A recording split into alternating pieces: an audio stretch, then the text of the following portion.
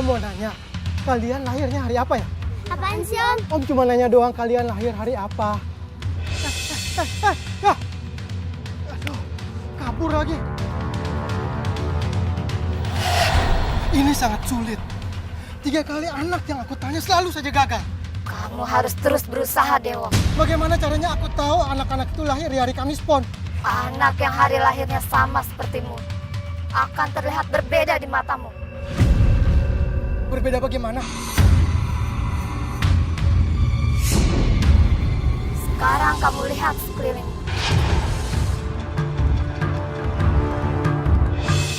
Itu ada anak. Tubuhnya bercahaya. Dialah yang kamu cari. Dek. Om mau nanya, kamu lahir di hari Kamis Pon kan? Mau apain, Om? Om cuma tanya doang, kamu lahir di hari Kamis Pon kan? Lepasin saya, Om! Pak, tolongin, Pak! Cepetan itu! Diculik! Anak diculik! Pak! Tolong, Pak! Weh, lepasin deh! Pak!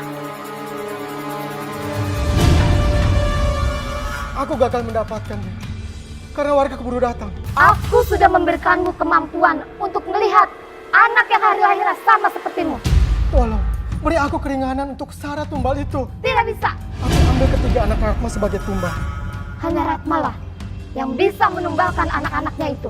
Usahamu akan bangkrut. Dan karirmu akan merosot jika kamu tidak segera memberikan aku tumbal. Aku harus menumbalkan Ratma. Kamu sudah aku jadikan tumbal hantu suluk. Maksud Mas apa sih? Mas!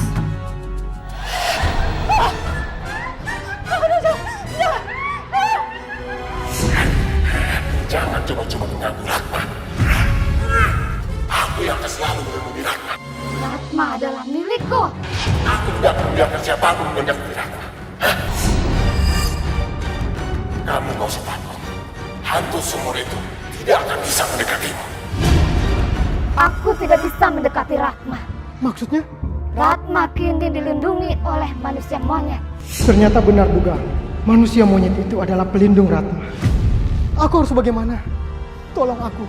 Aku gak mau kehilangan usaha dan karir aku. Sekarang semuanya tergantung oleh Ratma.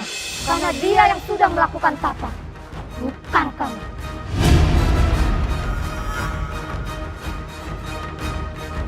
Ratma! Kamu harus segera menumbalkan anak-anakmu.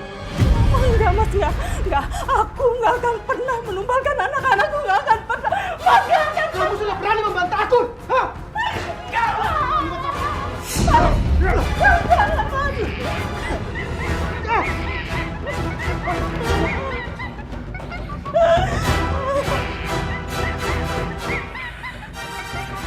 Pasti karena Dewa sedang tahu dengan masalah hantu itu. Sehingga lingkaran pelindungnya terbuka. Dan melemah. Sehingga aku bisa menyerang. Mulai hari ini, saya akan memutus kerjasama dengan perusahaan kamu. Loh Pak, nggak bisa begitu dong Pak. Kita itu sudah tanda tangan kerjasama itu bersama Pak. Bapak nggak bisa begitu aja asal memutuskan kerjasama kita. Saya punya hak. Ini namanya penipuan. Di perjanjian juga sudah jelas tertulis kalau investor itu berhak memutuskan kalau kami tidak mendapatkan untungan dari kerjasama ini. Besok kami akan urus pemutusan kerjasama ini. Sabar dulu Pak.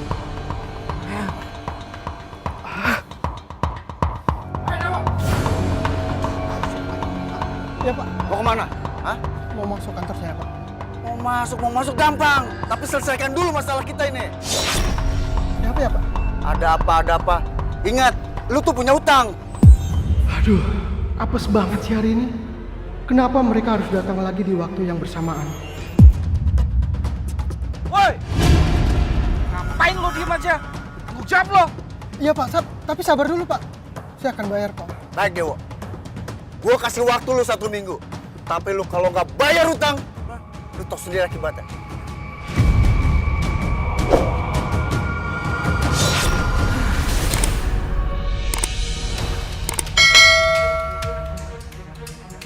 Ratma! Ratma! Mas. Iya, Mas. Ada apa? Aku butuh uang. Sekarang kamu beri aku uang. Uang dari mana, Mas? Aku nggak punya uang. Aku nggak punya apa-apa lagi, Mas. Kalau kamu tidak memberikan aku uang, aku akan membuat anakmu menderita. Tapi anakku baik-baik aja kok Mas, baik-baik aja. Nggak kenapa-napa mereka. Sehat-sehat. Kak, kita mau diapain, Kak? Aku takut. Kalian di mana? Jangan berisik!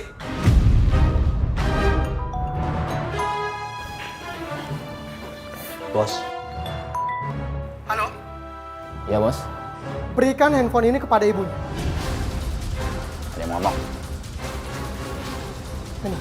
Apa ini Mas? Amin dong, gak usah banyak nanya. Kalau kamu sayang sama ibu dan anak-anakmu, turutin permintaan Tewo. Mau apa lagi kamu? Mau minta tolong sama kamu. Mau pinjem uang lagi? Iya, aku mau pinjam uang. Kamu ada simpanan nggak? Bu, ibu itu udah amnesia ya? Utang yang kemarin aja belum ibu lunasi. Ini mau minjem lagi. Gimana sih, Bu? Sekarang ibu pergi dari sini. Pergi.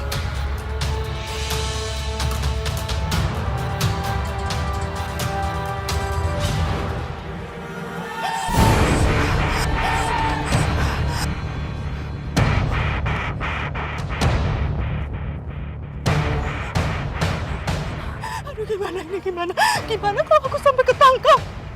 Terus aku masuk penjara. Gimana dengan nasib anak-anakku? Nggak boleh, tolong aku. Aku bisa membantu hanya dalam hal kebaikan, bukan mencuri seperti itu. Tolong aku.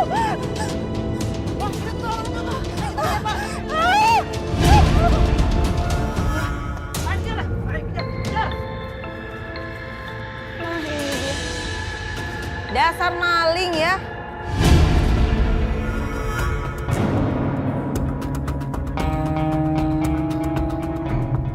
Mana uangnya?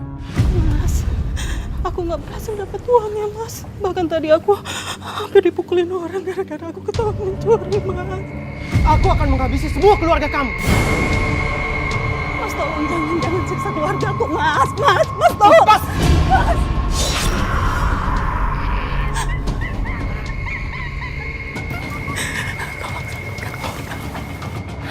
Aku tidak memiliki kemampuan untuk menolong orang lain. Habisin semua keluarga di rumah itu. Satu-satunya jalan, dia itu harus melepas kamu. Akan tetapi, setelah aku melepas kamu, aku tidak bisa lagi membantumu.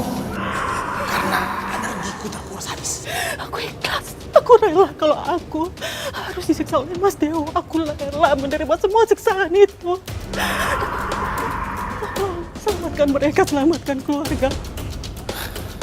Baiklah, aku akan membantu keluargamu. Ayo, ikut aku. Aku akan bertapa melakukan ritual pesugihan gua itu. Ayo, ikut.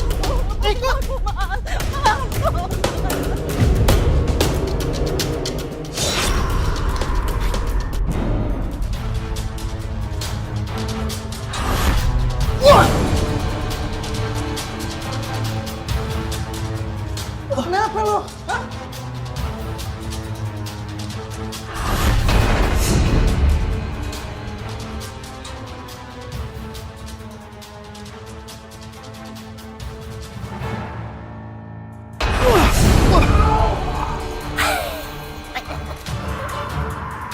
Wah, udah beres nih. Bro, rumah ini banyak hantunya. Iya benar. Yuk, kita cabut. Ayo.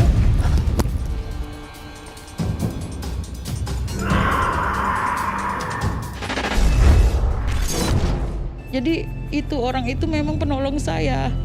Dia itu saya diruqyah lah sama dia, dibersihin, saya minta dibersihin. Tapi tujuan suami saya tetap dia maunya kaya sebenarnya. Tapi saya seneng banget ketemu orang itu. Saya deket sama yang kuasa, saya diruqyah sama dia dan saya minta benar-benar saya semenjak ketemu dia itu, ya saya dosa saya banyak. Pokoknya ya itu ngelakuin itu udah dosa.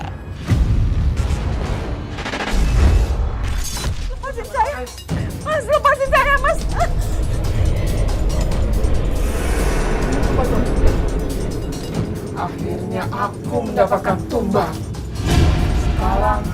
Kamu tidak bisa lagi lolos. Karena pelindungmu sudah tidak ada. Aku tidak mau dijadikan tumbal. Tolong! Tolong! Tolong! Pak Ustadz, tolong saya, Pak. Saya mau dijadikan tumbal, Pak. Tolong, Pak. Kamu jangan ganggu perempuan ini lagi. Pergi! Terima kasih banyak ya, Pak Ustadz ya. Mungkin kalau tidak ada Pak Ustadz, saya pasti sudah mati, Pak. Saya tadi menerima laporan dari seseorang yang melihat ada perempuan dan laki-laki datang ke gua ini. Saya hanya ingin mencegah supaya tidak ada lagi pemujaan terhadap makhluk gaib. Karena kata orang-orang, tempat ini sering dijadikan tempat pemujaan. Iya, Pak Ustadz. Alhamdulillah kamu telah selamat.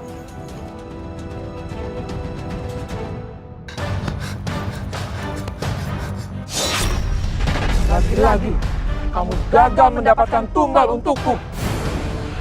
Hari ini kamu harus menggantinya dengan nyawamu sendiri. Jangan ambil nyawa saya. Jangan.